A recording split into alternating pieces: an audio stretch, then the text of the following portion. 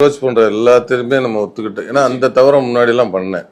இப்ப அது மாதிரிலாம் கிடையாது. அதுக்கு ரிக்ரெட் பண்ணிருக்கீங்களா? அதுக்கு வருத்தப்பட்டது உண்டா?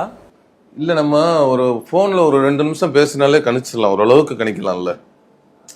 போன்ல பேசி அவங்க எப்படி பேசுறாங்க, கதை கேட்குறீங்களா அப்படின்னு கேட்குற அந்த ஒரு 2-3 நிமிஷம் பேசி அந்த துணியிலே தெரிஞ்சிடும். அது இந்த போன்லயே பாதி ரிஜெக்ட் ஆயிடும்.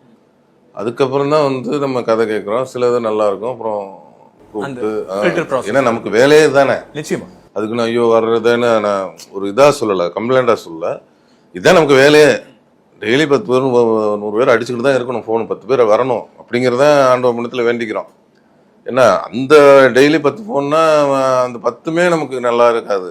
அதனால ஒரு 10 நாள்ல ஒரு கேட்டால் மாசத்துல ஒரு 30-40 கதை கேட்டால் ஏதாவது ஒன்று அதில் நமக்கு தேர்ற மாதிரி இருக்கும். எல்லா கதையும் நல்லா தான் இருக்கும். எனக்கு செட் ஆகணும், என் கதாபாத்திரம் எனக்கு பிடிச்சிருக்கணும், நான் நடிச்சா நல்லா இருக்கும் அப்படின்னு நானே என்னை நான் நம்பணும். அந்த மாதிரிலாம் பார்த்து தான் கதை செலக்ட் பண்ணுவேன். அது மாதிரி பரமசிவன் பாத்திமா சொல்லும் போது எனக்கு இது செட் ஆகும் அப்படின்னு தோணுச்சு. ஓகே, இதை நம்ம பண்ணிடலாம் அப்படின்னு தோணுச்சு. அது நான் அப்படி கமிட் பண்ண போல தான் இந்த படம்.